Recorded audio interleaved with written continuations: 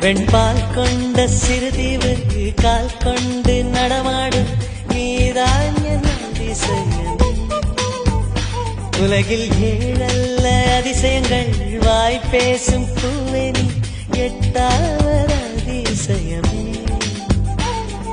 வான் மிதக்கும் கண்கள் தேன் தெரிக்கும் கண்ணங்கள் வாழ் குடிக்கும் மதரங்கள் அதிசயமே. நங்கை கொண்ட வீரல்கள் அதிசயமே. நகம் என்ற கிரீடம் அதிசயமே.